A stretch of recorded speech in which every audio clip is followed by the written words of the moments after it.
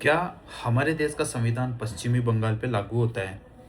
ये सवाल आज देश का हर एक नागरिक जो देशभक्त है वो केंद्र सरकार से पूछ रहे हैं। क्योंकि जिस प्रकार से पश्चिमी बंगाल की मुख्यमंत्री केंद्रीय और संघीय ढांचे को चुनौती दे रही है, बार बार, एक बार नहीं बार बार, वो खुलकर देश के प्रधानमंत्री और अमित शाह के खिलाफ जो भी मुंह में आता है वो बोलती है। चलो, अभिव्यक्ति की आजादी है, बोलने का अधिकार सभी को है, लेकिन वो खुलकर केंद्रीय एजेंसियों का विरोध करती है। इवन उनका कान पकड़ के उनको अपने राज्य से बाहर निकाल देती है। कई बार तो वो सर फोड़ के बाहर निकाल देती है, कई बार कान पकड़ के वो बाहर निकाल देती है। अभी रिसेंटली इन्फोर्समेंट डायरेक्टर ने, ईडी ने, आईपैक एजेंसी जिसके पहले अध्यक्ष अभी प्रतीक जैन है, उनके ऊपर कार्रवाई करी। पश्चिमी बंगाल के मुख्यमंत्री पूरे दल बल के साथ आकर ईडी के लोगों को धमकाती है कि आप यहाँ से बाहर निकल के दिखाओ। सोचो, ये एक तरीके से केंद्रीय ढांचे को चुनौती है कि आप यहाँ से बाहर निकल के दिखाओ, और वो जबरदस्ती उनसे सारे के सारे डॉक्यूमेंट लेके चली जाती है। अपने जो भी आदमी होते हैं वहाँ से उनको निकाल के लेके चली जाती है। इससे पहले भी इनकम टैक्स ऑफिसरों के वहाँ पे सर फोड़ चुकी है। वहाँ की पुलिस वालों ने भी उनका पूरा बाकायदा साथ दिया है। और भारत के आज़ाद होने के बाद इतिहास में ये सबसे पहली बार हुआ है कि ईडी एफआईआर करवा रही है मुख्यमंत्री के खिलाफ कि हमारे को काम नहीं करने दिया जा रहा है और हमारे से जबरदस्ती डॉक्यूमेंट लेके चले गए। तो यार, आप लोगों को ये नहीं पता क्या कि ईडी को ये नहीं पता क्या कि वहाँ की पुलिस भी उन्हीं के अंडर में आती है? मतलब आप किस तरीके के नियम कायदों को, अब आप लोग काम करने के लिए कोर्ट की हेल्प लोगे क्या?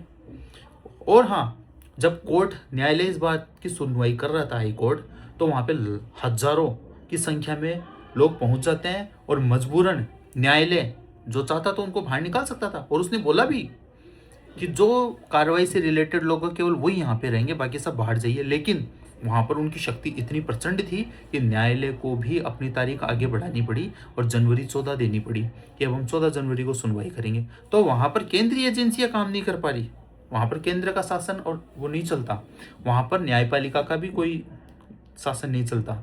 तो फिर तो केवल पश्चिमी बंगाल के अंदर केवल और केवल वहाँ की सीएम को एक तो सेना और खुद की करेंसी, ये दो चीज़ ही बनानी पड़ेगी। इसके बाद में वो तो अलग देश घोषित कर देगी।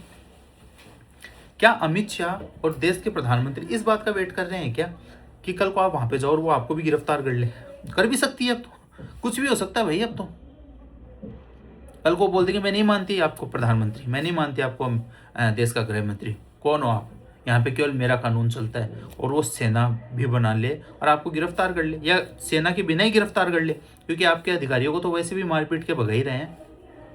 तो बीजेपी इस बात को सुनिश्चित करे कि वो पश्चिमी बंगाल में सरकार बनाना चाहती है या पश्चिमी बंगाल को बचाना चाहती है, क्योंकि ये सीधा सीधा केंद्रीय और संघीय ढांचे के ऊपर प्रहार है, जो कि बीजेपी को समझ में नहीं आ रहा। बीजेपी को लगता है कि अगर वो राष्ट्रपति शासन लगाएगी तो इससे चुनाव में ममता बनर्जी को सहानुभूति मिलेगी। लेकिन मैं पूछता हूं, क्या आप सत्ता के लालच के अंदर पश्चिमी बंगाल को हाथ से जाते हुए देखना चाहते हो क्या? पश्चिमी बंगाल एक बॉर्डर स्टेट है, किसी भी वक्त वहां पर किसी भी प्रकार की कार्रवाई हो सकती है। आप लोगों को चाहिए कि सबसे पहले आप वहां पर राष्ट्रपति शासन लगाकर वहां की सिस्टम को सुधार करो वापस। हो सकता है इसके बाद में आप चुनाव हार जाओ, लेकिन सिस्टम सही हो जाएगा। जिस प्रकार से वो केंद्रीय ढांचे को चुनौती दे रही है, आपको इसके खिलाफ बीजेपी को चाहिए कि सख्त से सख्त कार्रवाई, और ये कार्रवाई केवल और केवल राष्ट्रपति शासन है, क्योंकि इसके अलावा अब कोई भी समाधान नहीं बचा है। और अगर बीजेपी ऐसा नहीं करती है चुनाव के लालच में या वहां पे सरकार बनाने के लालच में, तो याद रखना फिर हर स्टेट जो बीजेपी के पास नहीं है वहां पर यही होगा।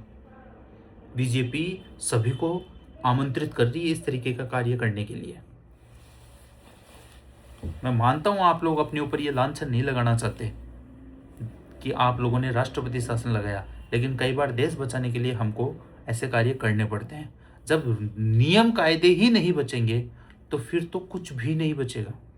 जिस प्रकार से ममता बनर्जी ओपनली केंद्र की सत्ता को चुनौती दे रही है, ये सही नहीं है। धन्यवाद। आपको ये सत्र कैसा लगा कृपया कमेंट करके ज़रूर बताइए। मेरे इस चैनल को लाइक कीजिए और ज़्यादा से ज़्यादा शेयर कीजिए और सब्सक्राइब तो ज़रूर कीजिए। धन्यवाद।